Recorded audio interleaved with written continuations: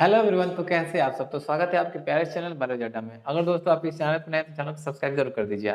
दोस्तों यहाँ पे सीरीज चल रही है जिसमें हम लोग 10,000 ऑब्जेक्टिव प्रश्नों को देखने वाले हैं। तो दोस्तों बिना समय गवाए चलिए क्लास को शुरू करते हैं। इसमें हम लोग बहुत सारे प्यारे प्यारे ऑब्जेक्टिव प्रश्नों को देखेंगे जो कि आपके एग्जाम में आ चुके हैं या आने की संभावना रखते हैं। ठीक है, चलिए आज का जो हमारा पहला प्रश्न है वह है आहार श्रृंखला में प्रथम पोषी स्तर में उपस्थित होता है। दोस्तों ये प्रश्न है अभी हाल ही के एग्जाम में जो बीपीएससी टीचर वैकेंसी के एग्जाम हुई है उसमें पूछा गया है कि आहार श्रृंखला में प्रथम पोषी स्तर में उपस्थित होते हैं। तो दोस्तों बहुत ही आसान से शब्दों में आप इसको समझने का प्रयास करेंगे। ऑप्शन की ओर पहुंचते हैं तो ऑप्शन लिखा गया तृतीय उपभोक्ता, स्वपोषी, प्राथमिक उपभोक्ता, उपयोग में एक से अधिक और उपयोग में से कोई नहीं। एक बात ध्यान रखिएगा दोस्तों, यहाँ पर हम एक आपको आहार श्रृंखला बताते हैं, ध्यान से समझिएगा। अगर आपने आहार श्रृंखला को समझ लिया तो इससे जितने भी प्रश्न निकल के आएंगे आहार श्रृंखला से आप उसको आसानी से बना पाएंगे। जैसे देखिएगा आहार श्रृंखला में सबसे पहले हम देखते हैं तो दोस्तों देखिएगा ये घास है, ठीक है, घास है, इसको एक टिड्डा खाता है, याद रखिएगा टिड्डा खाता है और टिड्डा को मेढक खाता है, ठीक है, मेढक को सांप खाता है और सांप को बाज खाता है या मोर खाता है। एक बात को समझिए, ठीक है, सांप को कौन खाता है, सांप को बाज या मोर खाता है। अब देखिए जो घास है इसको हम लोग कहते हैं प्रथम पोषी स्तर, प्रथम पोषी स्तर, ठीक है। टिड्डा है इसको हम बोलेंगे द्वितीय, द्वितीय पोषी स्तर, ठीक है। इसको हम तृतीय, फिर इसको चतुर्थ और फिर इसको हम पंचम, ठीक है। एक और बात, इसको हम लोग प्राथमिक उपभोक्ता कहते हैं, प्राथमिक उपभोक्ता, ठीक है। ये आपके द्वितीय, ये तृतीय और इसको हम लोग कहते हैं टॉप यानी कि सर्वोच्च।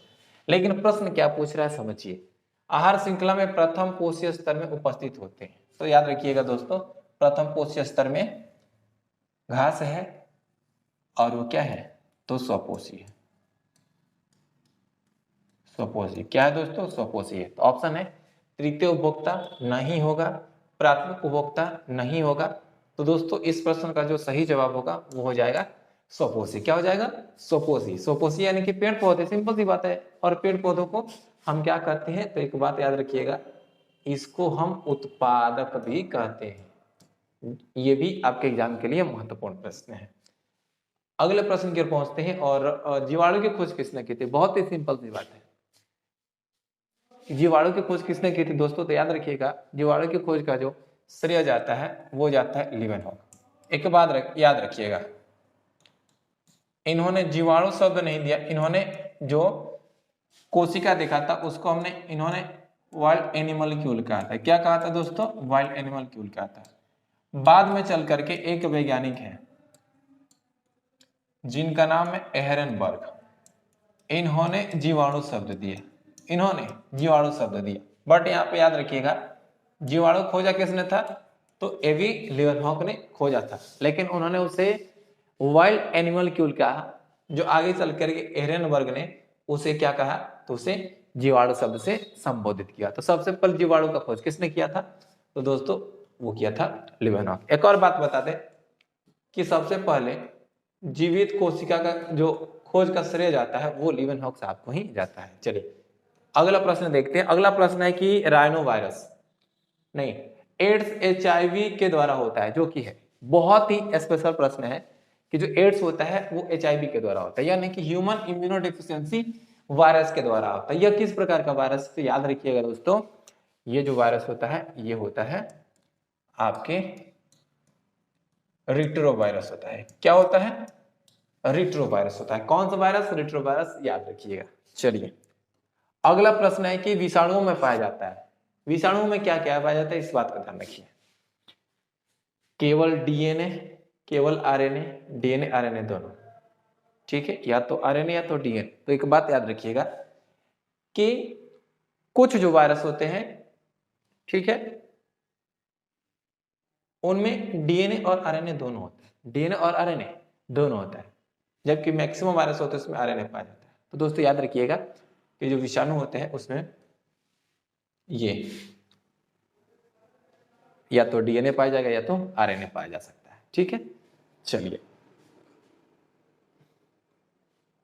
अगला प्रश्न है कि टीबी उत्पन्न करने वाला जीवाणु है। टीबी यानी कि जिसको तपेदिक कहते हैं, ट्यूबरकुलोसिस कहते हैं, तो ये किसके कारण होता है? तो दोस्तों टीबी के लिए रिस्पॉन्सिबल है वो है माइकोबैक्टीरियम। माइक्रोबैक्टीरियम क्या दोस्तों? तो माइकोबैक्टीरियम है।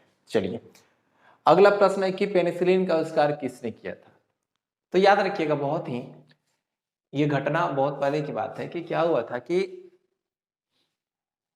यहां पर जो द्वितीय विश्व युद्ध था उस वक्त क्या हुआ था कि अमेरिका के जो सैनिक है वो बहुत ही क्षतिग्रस्त हुए थे। ठीक है, तो उसके कुछ दिन पहले ही पेनिसिलिन नामक एंटीबायोटिक का खोज किया गया था, जिसका प्रयोग अमेरिका के जो सैनिक थे उन पर किया गया था। दोस्तों इसका खोजने का श्रेय किसको जाता है, किसने खोजा है? तो याद रखिएगा वो है अलेक्जेंडर फ्लेमिंग साहब। अलेक्जेंडर फ्लेमिंग साहब ने ही सबसे पहले पेनिसिलिन को खोजा गया था। एक और बात बता दें, पेनिसिलिन निकाला जाता है कवक से। कहां से दोस्तों? कवक से निकाला जाता है, जिसका नाम है पेनिसिलियम। पेनिसिलियम पेनिसिलियम नामक का जो कवक है उससे पेनिसिलिन नामक एंटीबायोटिक को निकाला जाता है। तो इस प्रश्न का जो जवाब हो जाएगा वो हो जाएगा ए, यानी कि अलेक्जेंडर फ्लेमिंग। अगला प्रश्न आपके सामने है कि मानव की आंत में पाया जाने वाला जीवाणु कौन सा है? बहुत ही प्यारा सा प्रश्न है कि मानव का जो आंत होता है, छोटी आंत कहें बड़ी आंत, तो मानव का जो इंटेस्टाइन होता है उसमें पाया जाने वाला जीवाणु कौन सा है? याद रखिएगा दोस्तों, वो है एस्चेरिचिया कोलाई। और हाँ दोस्तों, इसको हम शॉर्ट में आपको ई कोलाई कहते हैं, और ये ई कोलाई आपको मैक्सिमम जगह मिलेगा। ये तो इसका फुल नाम है। चलिए अगला प्रश्न है कि प्रतिजैविक पेनिसिलिन किससे प्राप्त होती है? जस्ट अभी हमने बताया कि ये प्राप्त होती है कहां से? तो कवक से। ठीक है, अगला प्रश्न है कि निम्नलिखित में से कौन स्वपोषी है, यानी कि कौन अपना भोजन स्वयं बनाता है? क्या तितली, क्या शैवाल, क्या मशरूम, क्या टिड्डा? देखिएगा मशरूम क्या होता है? मृतजीवी होता है, और टिड्डा परपोषी होता है। ठीक है, तो बच गया क्या? शैवाल। तो दोस्तों ध्यान रखिएगा, शैवाल क्या होते हैं? ये स्वपोषी होते हैं। क्या होते हैं? ये स्वपोषी होते हैं, यानी कि अपना भोजन स्वयं बनाते हैं। इसलिए इस प्रश्न का सही जवाब हो जाएगा बी। अगला प्रश्न है कि आलू क्या है? तो याद रखिएगा दोस्तों, आलू एक भूमिगत तना है। क्या है दोस्तों? तना है। तो ऑप्शन के पहुंचते हैं, जड़, तना, पतिया, फल। क्या हो जाएगा दोस्तों? ये तना हो जाएगा। चलिए अगला प्रश्न आपके सामने कि निम्नलिखित में से कौन सा रूपांतरित तना है? तो दोस्तों भूमिगत तना है और रूपांतरित तना है, तो वो है दोस्तों, वो है ये आलू। क्या है दोस्तों? आलू एक मॉडिफाइड एस्टेम है जो कि मिट्टी में उपस्थित होता है। अगला प्रश्न पहुंचते हैं कि निम्नलिखित में से कौन प्रदूषक संकेतक पौधा है? क्या है? यानी कि बहुत ही प्रश्न इंपॉर्टेंट है, ये विभिन्न प्रकार के प्रतियोगी परीक्षाओं में, साथ ही साथ एक बार ये 12वीं क्लास के एग्जाम में भी पूछा गया था बोर्ड के। दोस्तों वो है लाइकेन। क्या है? लाइकेन है, यानी कि इसका जो सही जवाब क्या हो जाएगा दोस्तों? वो हो जाएगा लाइकेन। अगला प्रश्न आपके सामने है कि प्याज में खाद्य पदार्थ किस रूप में संचित होता है? तो ध्यान रखिएगा हमेशा कि जवाब होगा आपका ये सेलुलोज। किस रूप में संचित होता है? तो सेलुलोज के रूप में संचित होता है, स्टोर किया जाता है। अगला है कि काली मिर्च का पौधा क्या है? तो दोस्तों ध्यान रखिएगा, काली मिर्च का जो पौधा होता है ना, वो एक तने के रूप में रहता है। हाई में तना नहीं, एक लता के रूप में रहता है, यानी कि बेल के रूप में रहता है, तो हो जाएगा ये लता के रूप में। अगला प्रश्न आपके सामने है कि संसार में सबसे तेज बढ़ने वाला पौधा कौन सा है?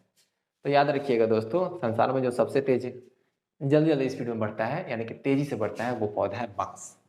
क्या है दोस्तों? वो है बांस। ठीक, चलिए अगले प्रश्न की ओर पहुंचते हैं, और अगला प्रश्न हमारा है घटपर्णी के यानी कि पीचर प्लांट की बात की जा रही है। किसकी बात की जा रही है दोस्तों? यहाँ पर बात की जा रही है पीचर प्लांट की। पीचर प्लांट यानी कि घटपर्णी की। कहा जा रहा है कि घटपर्णी के निम्नलिखित भागों में कौन सा घट के रूप में, यानी कि कौन सा पीचर के रूप में परिवर्तित होता है? तो दोस्तों याद रखिएगा वह है पत्ता, क्योंकि यहाँ पे पर्णी, पर्ण मतलब क्या होता है? पर्ण मतलब होता है पत्ता, यानी कि नाम में इसका आंसर छुपा हुआ है। तो घटपर्णी इसका रूपांतरित रूप होता है तो वो हो जाएगा पत्ता। ठीक है दोस्तों, चलिए अगला प्रश्न है कि मूली किसका एक उदाहरण है? याद रखिएगा दोस्तों, मूली उदाहरण है वह है तना का। ठीक है, तना सॉरी वो है एक जड़ का। किसका उदाहरण है? तो वो रूपांतरित जड़ का है, फ्लेसी जड़ का है। अगला प्रश्न है कि मेंजिफेरा इंडिका किसका वैज्ञानिक नाम है? एक बात याद रखिए दोस्तों, यहां पे हम बात करते हैं मेंजिफेरा इंडिका, यानी कि ये जो मेंजिफेरा इंडिका है किसका वैज्ञानिक नाम है? तो दोस्तों ये नाम है मैंगो, यानी कि आम का। किसका नाम दोस्तों? आम का। एक और बात याद रखिएगा, वैज्ञानिक नाम जब लिखा जाता है ना तो एक तरफ जीनस का नाम लिखा जाता है और दूसरी तरफ स्पीसीज का। और एक बात ध्यान रखिएगा, जब आप इसको लिखेंगे ना, खुद से लिखते हैं ना, तो आप इसे अंडरलाइन कर दिया कीजिए।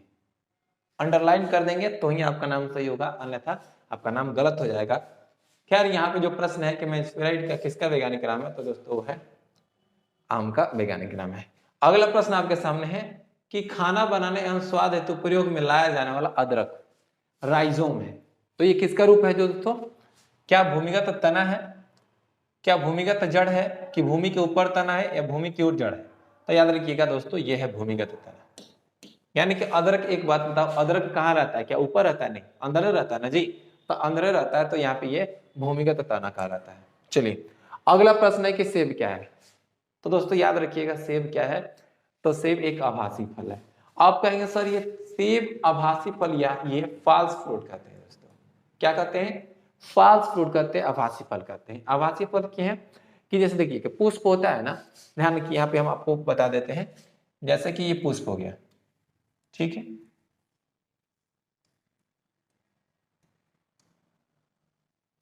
इसको हम कहते हैं थैलेमस। क्या कहते हैं दोस्तों? इसको हम लोग थैलेमस कहते हैं। और यहाँ पे ध्यान रखिएगा, जो सेब है इसका विकास किससे होता है? थैलेमस, यानी कि बिना निषेचन के होता है, बिना निषेचन के होता है पुष्प के अन्य भाग से। इसलिए सेब क्या है? तो एक आभासी फल है। ओके दोस्तों, तो अगर आपको वीडियो अच्छा लगा हो और आपको लगता है कि यहाँ पे जो प्रश्न है बहुत ही महत्वपूर्ण है, तो दोस्तों इस चैनल को सब्सक्राइब जरूर कर दीजिएगा और वीडियो को शेयर कर दीजिए, और अच्छा लगे तो लाइक जरूर कर दीजिए। मिलता हूँ नेक्स्ट वीडियो में लेकर के बहुत सारे प्रश्नों को। जय हिंद।